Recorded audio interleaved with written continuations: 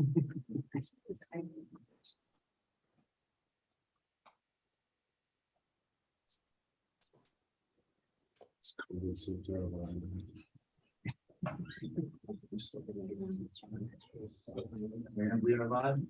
right, thank you. I'm going to call this meeting to order. This is the Land Use Planning and Zoning Committee of the City Council. All councilors are present. Councilors Benton and Jones are in attendance via Zoom. This is a hybrid meeting where all participants will be in person or video or audio conference. Members of the public have the opportunity to address the committee if they have signed up for public comment per the rules published on the agenda and on our website on Friday. I've been informed that no speakers have signed up tonight. Is that still true? All right, we will go to agenda item A. Councilor Lewis. Madam Chair, I move OC 25. And I second. All right, and I believe we have a short presentation from Ms. Schultz, so we'll turn it over to her real quick. Madam Chair, councilors, thank you. OC 25 is the appointment of Mr. Giovanni Coppola, who is here with us in the audience this evening. If the councilors have questions for him, this is for an appointment to the Environmental Planning Commission, or the EPC as we call it. The EPC is a 9-member board. Each councilor appoints a member to this board from their district. The EPC considers various planning and land use applications as required by the Integrated Development Ordinance. In some instances, the EPC is a final decision-making authority, but in other instances, they are just a recommending body to the City Council. Mr. Coppola would be the District 5 representative for a first term of 3 years. So his first term would expire on January 1st of 2026. I'll read a little bit from his biography that was submitted to the city, but he can also speak for himself if the council so desires. He's a small business owner, born and raised in New Mexico, and does own commercial property within the city limits to run his small business. With that, I would be happy to stand for any questions. And again, Mr. Coppola is here as well. Thank you for being here, Mr. Coppola. Thank Any you. questions from the committee? No. Okay, hearing none, we have a, Madam Chair, Yes, sorry. if Mr. Coppola would like to just speak briefly about, his interest in the position and, just like to hear from him. That'd be great. Since he's here. Mr. Coppola, if you wouldn't mind having a seat at the center table. Absolutely. And then feel free to tell us a little bit about yourself and the interest in the committee. Thank you so much. Thank you guys for having me. Appreciate the opportunity. As mentioned before, I've lived in New Mexico my whole life. I've been a small business owner here in Albuquerque now for 10 years. And when presented the opportunity to serve on this commission, I really was excited for the opportunity. I've seen the city change in a lot of ways and in a lot of really good ways, and I'm excited in the direction that we're heading. And I'd really like to be able to be a part of that future growth and future, movement forward for the city we all live and do business in. So I really appreciate the consideration. It means the world to me, and I'm happy to hopefully get the chance to serve. Mr. Coppola has been in this community a long time. His family has, and this is probably one of the most important committees that we have in our city. I think everybody works hard in our committees, but certainly the time commitment of the EPC requires a lot. And so when you have somebody who's willing to do that, willing to serve in that way, and understands the commitment that it involves, and willing to help us make good decisions on behalf of the city and good growth and really deciding on issues according to our IDO, and that's a lot. I mean, it takes a lot to understand it and to be able to make decisions based on the laws and rules of our city when it pertains to zoning. And so I appreciate Mr. Coppola's willing to serve, and his expertise and his knowledge. It's great to have people that are business owners and that serve on this committee. And so I think he's going to bring a lot to it. Thank you. thank you. Are there any other questions or comments? Councilor Benton. Yes, thanks. I just wanted to echo Councilor Lewis's statement of appreciation, because, yeah, as he said, this is one of our more active commissions and one that is right there in terms of advising the city council on where we need to be going on certain issues, and then on others just on its own, dealing with questions that come up with existing policy. And that's kind of what it's all about, is like making sure that everybody's in line with existing land use policies. And then, of course, sometimes we come up with issues both at DPC and at the council where we realize, well, there's some things that might over time need to be addressed with regard to city policy. So thank you very much, Mr. Coppola, for your willingness to serve. Thank you, sir. Counselor Jones. Thank you, Madam Chair. And I would like to second everything Councilor Benton said. This is a very, very important committee, and it does take quite a bit of time. I hope they've explained that to you. Yep. But it is a great committee, and we appreciate the willingness for citizens to participate. It helps everyone. It helps the developers know what they should be doing. It helps us know what we should be doing. And we thank you for being willing to give of your time and your knowledge. Thank you, sir. Thank you. Appreciate it. And Counselor Grell. Madam Chair, thank you. I wanted to just thank you as well. The time that you will be putting in will be much appreciated. Of course. Many years ago, my husband was served on VPC. He enjoyed it, took a lot of time. At that time, they brought in a stack of papers this big. Now it's on an iPad. But it was very rewarding work, and I appreciate your commitment to our community, and thank you for your service. Well, thank you all for the very kind words. Like I said, I'm very excited to get started and hopefully get the chance to do this. So appreciate it. Thank you. And Counselor Benton, your hand is up. Did you have more to add? Madam Chair, no, I just forgot to take it down. Okay, all right, just wanted to make sure. All right, seeing no more comments or questions, let's move to a vote. Counselor Benton. Yes. Counselor Grell. Yeah. Counselor Jones. Yes. Counselor Lewis. Yes. Counselor Pipelcorn. Yes, That passes on a 5-0 vote. congratulations, Mr. Coppola. Thank you for your willingness to serve. Of course. Thank you. Appreciate it. Thank you. All right, we're gonna move on to agenda item B, and I believe Counselor Davis is here, so we will turn it over to him. Oh, is he not here? I am. As Okay. as a non-participating member of the committee, it would be best if you introduce the Okay, all right. For Counselor Davis, I will introduce R98, which is amending the level A Community Master Plan for Mesa del Sol to designate an approximately 500-acre site as a portion of the employment center. We move it to pass first. Madam Chair, yes. I'll move it to pass.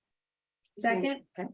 So this R2398 is a quasi judicial request, which requires special procedures to follow the applicant, staff, and the public to provide the applicant, staff, and the public the opportunity to speak.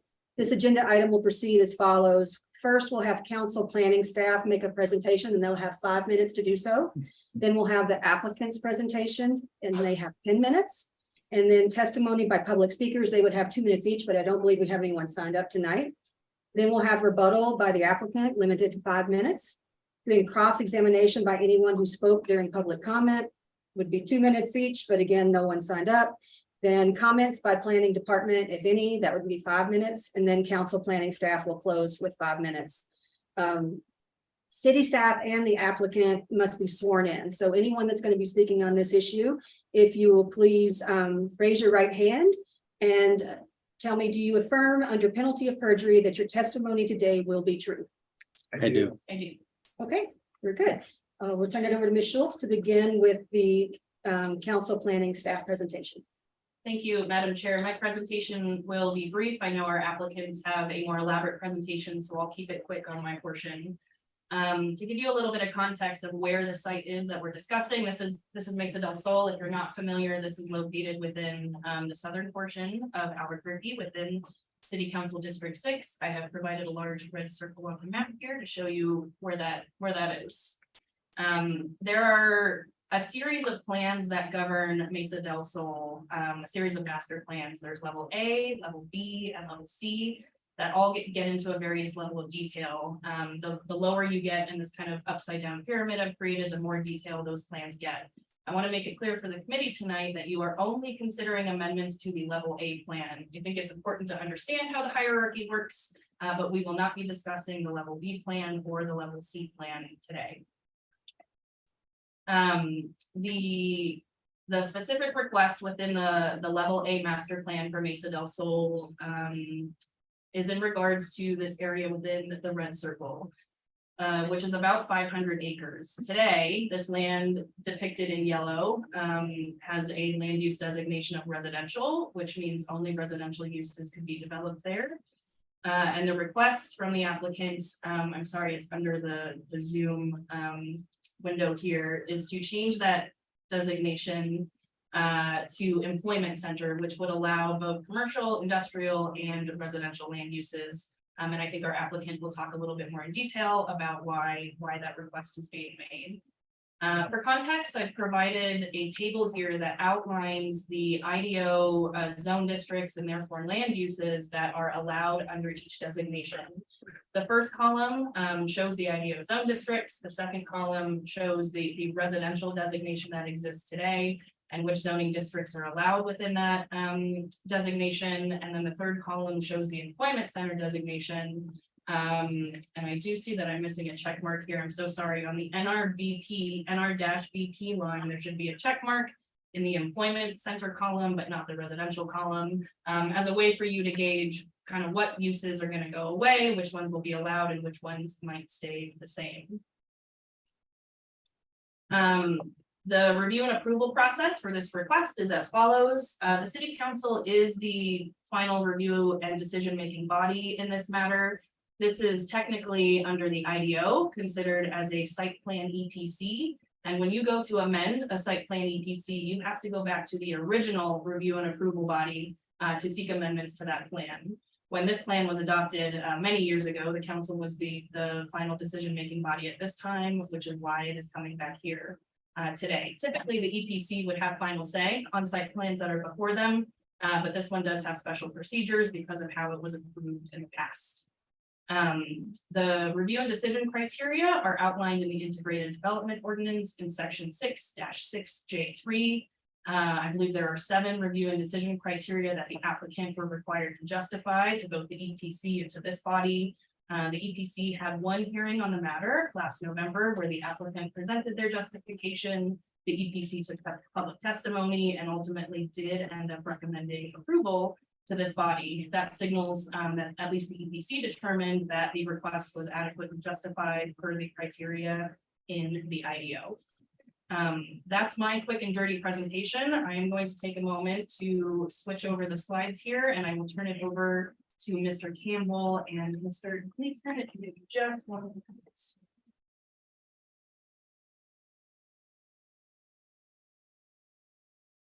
Madam Chair, members of the committee, thank you very much for this opportunity to present tonight. I'm David Campbell. I'm the Chief Counsel for Mesa del Sol, and I have with me. Hi, good evening, Madam Chair, councilors, Will Gleason, Principal and Urban Planner at Decker Parish 17.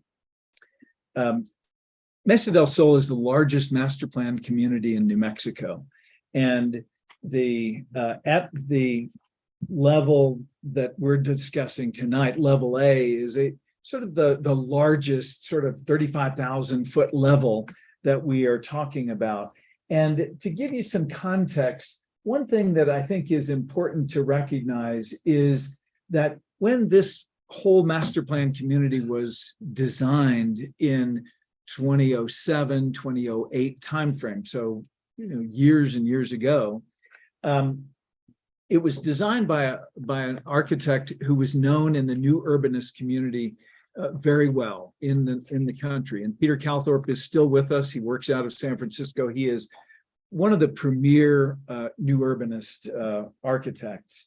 And his focus in developing this is to create housing diversity so that, unlike other places that we have in the country, we don't have just one income level or one type of housing. We have a multiplicity of different kinds of housing that varies by age, by income, and so on. Apartments, townhouses, single family dwellings, rental and owned.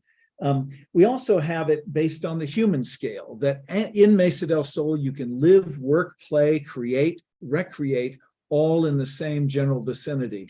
And walk to work, bike to work is kind of expected because you almost don't need a car in most of these places. Sustainability was written into the plan even before sustainability was part of our zeitgeist in the US. And also, as I said, it's meant to be live, work, play, shop, create, recreate as important things. Things have changed in 15 years, not a whole lot. A lot of those things are still the way we want to develop new communities. But this site that was shown earlier that we're talking about tonight, actually on the level B plan said active adult 500 acres or potential active adult 500 acres. So not only residential, but also residential for senior citizens. And in 15 years ago, housing developers said, let's put the elderly out there on the edge by themselves. And now that housing developers like myself are elderly ourselves and have 4 grandkids, that's not such a good idea. And the whole thought about how we develop our communities is more to have people of all ages mixed in with all ages. I want to live closer to my grandkids, not out on the edge. So, and the people who are getting older would like to be close to community services, restaurants, gyms, brew pubs, and so on. So part of our reason is that the thought about residential has evolved. And so we would like to change this designation from residential to continue to have certain kinds of residential, but also to put it in the employment center. And it's important that we be in the employment center because, oh, here's my site. I just have to push the button. The proposed active adult was in level B. Where we would like to move this is into the designation called employment center. There is a huge demand for large single owner properties that can be used to create jobs and employment in our community. This, as 500 acres, would be one of the largest, if not the largest, contiguous units where we can have employment in the entire metropolitan area. So this provides an opportunity for us to do that. It's also adjacent to a large UNM site and also adjacent to the existing employment center where we have Netflix is growing, has grown into a 330-acre complex right there in the heart of the Mesa del Sol area. And if you went out there today, you'd see that we've got cranes up building those studios for Netflix. And it's a tremendous opportunity for jobs in Albuquerque, and this changing this into the employment center only helps us do that a little bit more. Netflix itself has told us that they need contractors who come there. They need warehouses where they can have costumes. They need services for pre and post-production kinds of filmmaking, and that they may not do on their campus, but they would like to have in proximity to their campus. So for a whole lot of reasons, it makes good sense for this amendment to create an abundance of opportunities that we can have employment. And as I said earlier, that there are larger trends that say that you don't put all of your senior citizens out on the edge of development. You want them integrated into the area of the rest of the community. Some of you may wonder, well, are you going to have enough area for residential? Yes, we are. The plan is still at the level A that we would have in Mesa del Sol, 37,500 dwelling units. Let me just pull this back a little bit. We are currently developing in the yellow area there, we're developing residential, and we've got 400 single-family homes under construction, along with 318 apartments currently under construction right now. So again, I encourage you to go out there and see that residential and employment opportunities are coexisting in the same area. So we believe that this is well situated for employment because the infrastructure, the roadways, the pipeline, the water pipes and dry utilities and so on are in place or are planned to be in place that would serve this existing site. It's also separated from the planned residential area by land uses, but also a major street, University Boulevard. We believe, as did the EPC, that this is consistent with the comp plan. I won't go through all of this, but to say that we want to encourage more intense growth in these designated centers and also encourage the opportunity for people to live and work in the same proximity. And that's in the IDO, that's in the comprehensive plan as well. And this amendment will enhance the vision of the level A and B plans for a sustainable mixed-use development.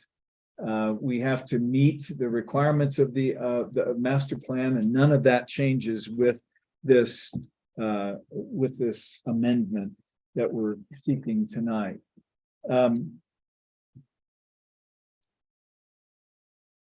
Finally, this is consistent. It mitigates any significant adverse impacts on the project site and surrounding area to the maximum extent possible. As I said, University Boulevard is a natural buffer between the residential and non-residential uses, and we can use this as an employment center. We can use this for a wide range of different kinds of employment and attracting jobs. And let me just say, as someone who has been involved in this area for many years, and I currently sit on the Economic Development Area Executive Committee, economic developers are constantly looking for this situation where you have a contiguous set of land with single ownership that is appropriately zoned and is not interfering with residential uses, but yet is close to where their workers can live and work. During this process, Decker, Parrott, Sabatini, and Mr. Gleason have done considerable community outreach. We had a meeting more than a year ago with the Mesa del Sol Neighborhood Association. They have no significant concerns. We've also coordinated and met with Isleta Pueblo and addressed concerns. We're in the process of working on an MOU where we're constantly talking with them and consulting about the uses that we have on our property and the uses that they have on their property. It's sort of a good neighbor agreement. Oh my. With that, I'd be glad to answer any questions that you may have. Thank you, Madam Chair. Thank you. I think we need to finish through the process and then we can do Q&A. So the next would be testimony from public speakers. We do not have any signed up, so we're going to skip that, and then of course rebuttal, and then the cross-examination. So the next thing on the agenda is comments by the planning department, if there are any. I don't know if there's anybody from the planning department. Madam Chair, she's online? Yeah. Okay. I hope they let her in. Hello.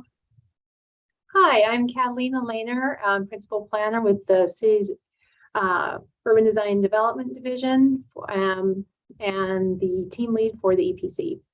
The planning department really has nothing further with respect to this. The EPC did hear this request last November and voted to forward a recommendation of approval of the level A amendments to the city council, and also approved the same amendment at the level B, because the this site appears both in the level B and the level A plans, And EPC is the final approving body for the level B. But of course, with the level A, we forwarded a recommendation of approval and transmitted the record to council for council's consideration, and the planning department has nothing further.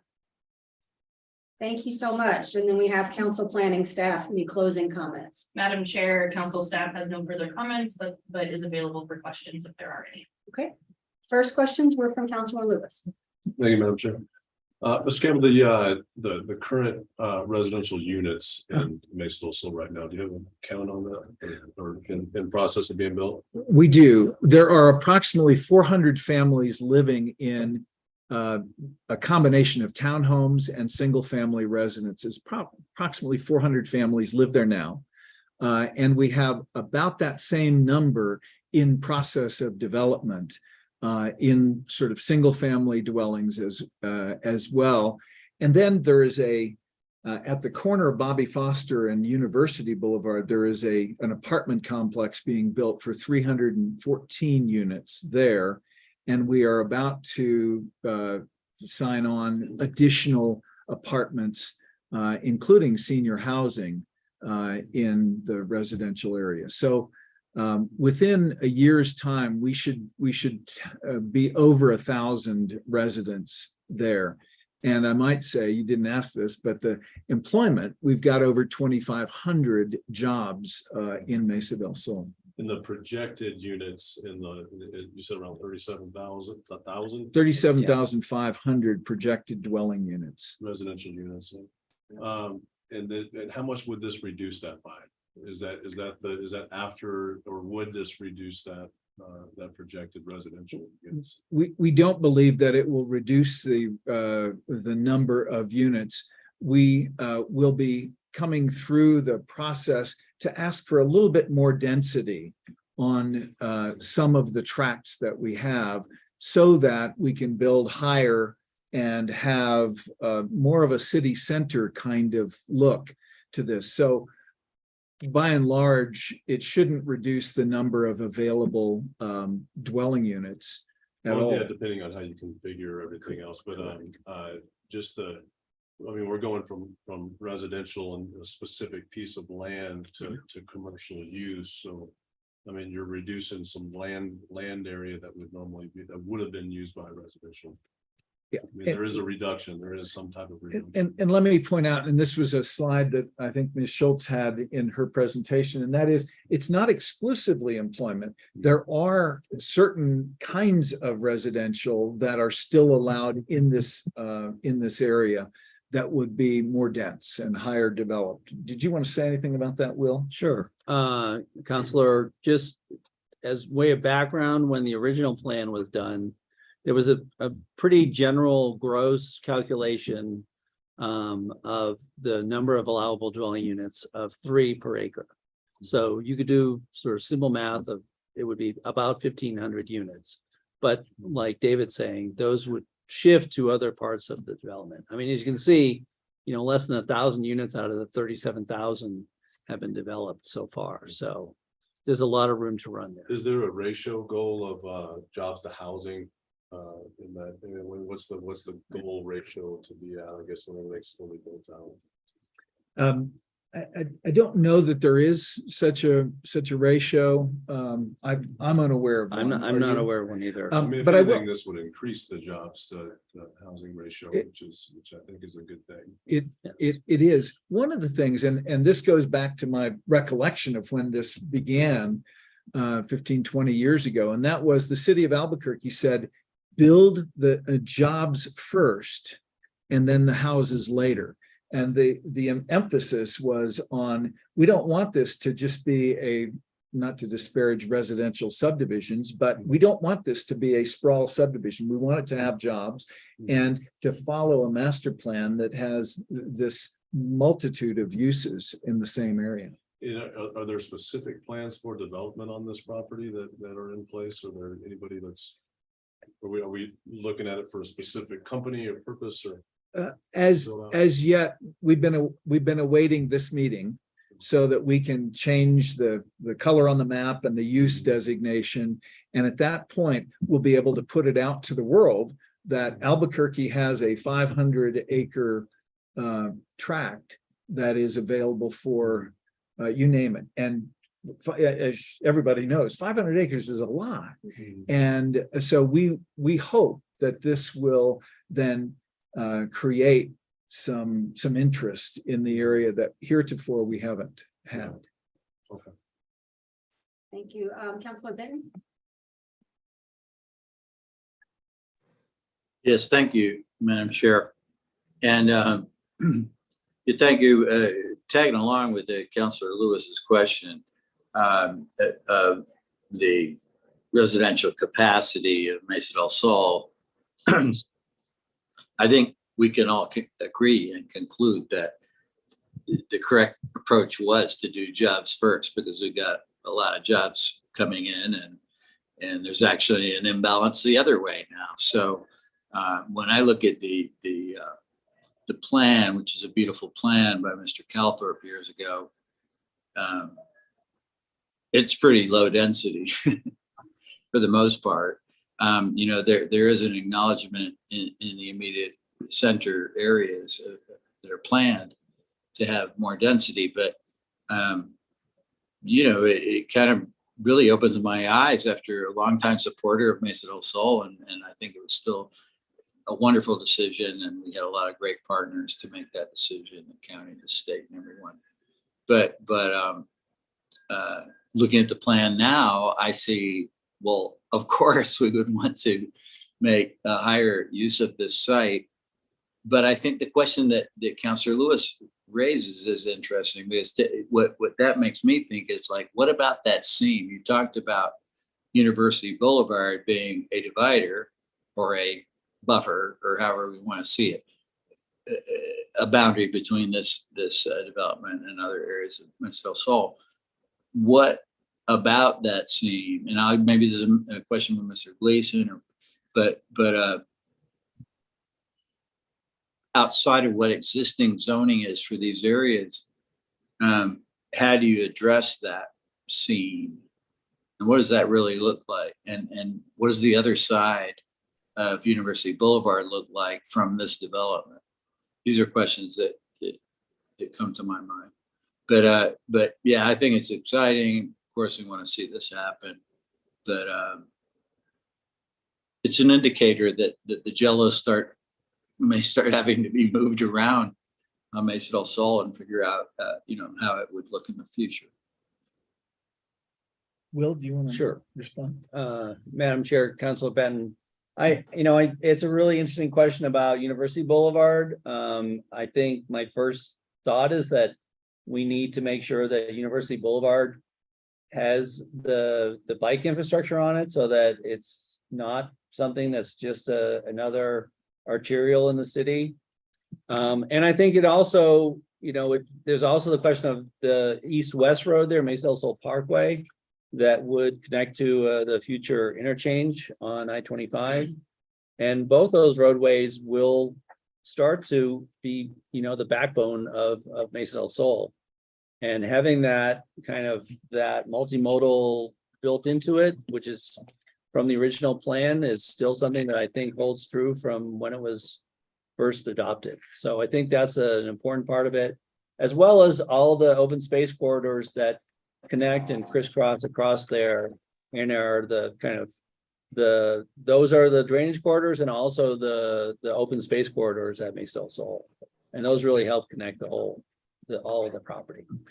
If I might, in response, this council has been a huge proponent of the complete streets concept, of notions that these are for not just privately owned vehicles, but pedestrians and bikes and so on. And that's written into our Level A master plan, that we have these streetscapes that include a whole bunch, including University Boulevard right now, which is parts of it are under active construction right now. And if you go out there, you'll see that on one side of University Boulevard, on the west side, there are townhomes and single-family dwellings, and on the east side of University Boulevard is the large Netflix studio, which is under rapid construction right now.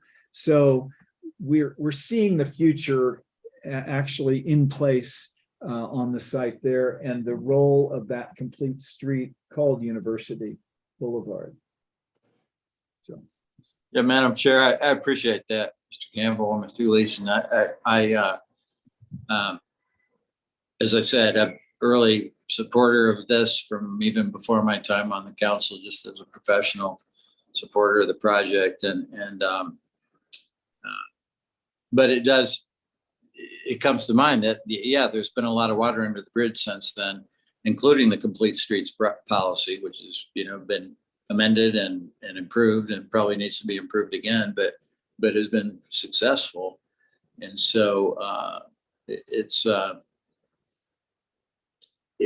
I think what that boundary looks like, which it is seemingly from the map, a boundary between a lower density and higher density condition, would really be an interesting design problem going forward. And I realize that's not on the level of this plan, but I'm just sort of musing about that. And all in all, very pleased that this is happening. Thank you, Madam Chair. Thank you. Councilor Grau. Madam Chair, thank you. I have a couple questions. Sure. The 500 acres that we're talking about. Well, let me back up. Sure. Where else is level A in the whole master plan? can I get back into my?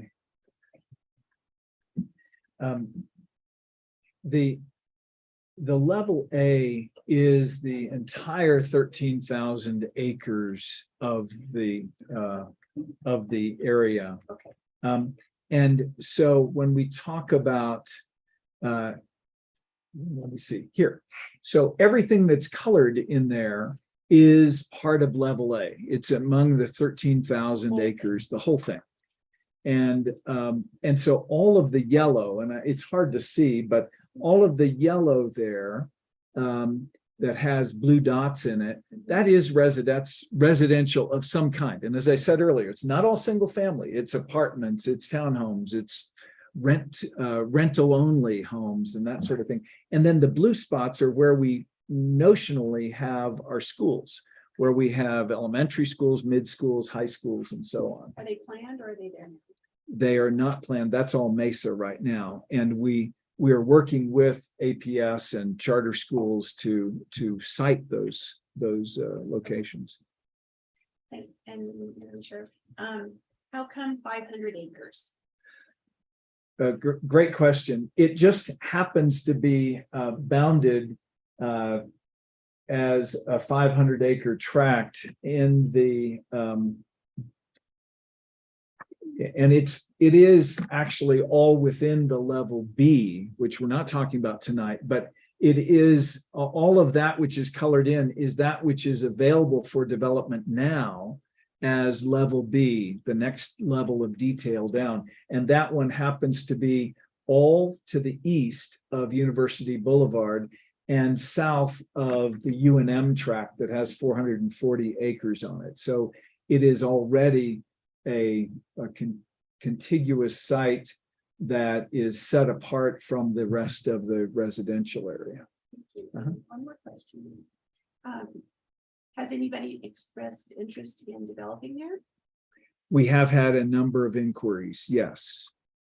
And more than that, I can't say, but as I said, I do sit on the executive board of AREA, and the job of AREA is to try to recruit companies and their jobs to come to the metro area. And this, we think, will be a very attractive site for that. I had a couple questions. Sure. One is on the MOU that you're currently negotiating with the Isleta Pueblo. Can you talk a little bit about their concerns Sure. and how you're addressing those through this MOU? Sure. Yes, I can. And thank you, Madam Chair, for that question. We met, when was it? In November? Yes. We met in November prior to the EPC meeting with representatives and lawyers of the Isleta Pueblo, and we have met with them in the past. But in particular on this item, we talked about their concern that there could be pollution or air and water pollution or large industrial development and so on that could take place on this track that would be not good for their resort and golf course and so on south of there. And what we have discussed is that at the present time, those are not allowed uses even in our employment zone. The highest intensity that we go to in the employment center, and would be on this as well, is light industrial. Is that correct? Similar to M1. Similar to M1. So not heavy industrial, not M2 or M3, but M1, and also commercial sites that we have throughout the community. And they're not here tonight, but we are with them working on an MOU that talks about sort of a good neighbor policy that we will consult with them, as we have, to Councilor Grout's question, as we have possible employers coming to us, that we will visit with them about that and have meetings and talk about that, so that we have a collaborative relationship with the Pueblo. Was there anything else that we but we're in a negotiation process on this MOU right now. We sent it back to them a couple of weeks ago, and we're expecting to get their comments back. Okay, so the timeline for getting the MOU signed is relatively soon? I would expect so. Yes, we've been at this for 3 months. And I expect that, yes, we will. But we're, as I said, we're waiting for them to come back and say what it is that they may have as concerns and what the language is. But it will be a written MOU between the private development that is Mesa del Sol and the sovereign, which is Isleta Pueblo. Thank you. Yeah, sure. Counselors, any other questions or comments? Madam President, Oh, yes, Counselor Jones. Madam sorry. Chair, thank you. Thank you. I've been watching this for quite some time now, and I go out and visit the property quite often because I want to see what's happening and how it's going to lay out. And I must say, and Mr. Campbell, thank you for giving me a full overview a couple years ago with the maps and everything of what you were looking at doing. I believe that this is a real boon for the city of Albuquerque. It's one of those things that only comes along occasionally. And I think it sounds like, and I'm going to trust that this is going to be a Class A development. And we certainly need this in this part of the city. In fact, in all of Albuquerque. So from what I'm seeing and hearing, I am very much in support of. And thank you for giving us all the information whenever we ask for it. Thank you, Madam Chair. Thank you. All right. Seeing no more comments, questions, we have a motion and a second, so we'll move to a vote. Counselor Benton, Yes. Counselor Grout. Yeah. Counselor Jones, Yes. Counselor Lewis, Yes. Counselor Peterson. Yes, Passes on a 5-0 vote. great. And then, Chair, if I might, and thank you very much for your support on this. We would ask that immediate action be given consideration tonight. yes, I was going to move for immediate action and second on that. Thank you, Counselor Grout. And we'll move to a vote for immediate action. Counselor Benton, Yes. Counselor Grout. Yes. Counselor Jones, Yes. Counselor Lewis, Yes. Counselor Peterson. Yes, That passes on a 5-0 vote. congratulations. Thank you Thank very you. much. So there being no further business, this committee meeting is adjourned. Okay. Good job. Great. That's all I need.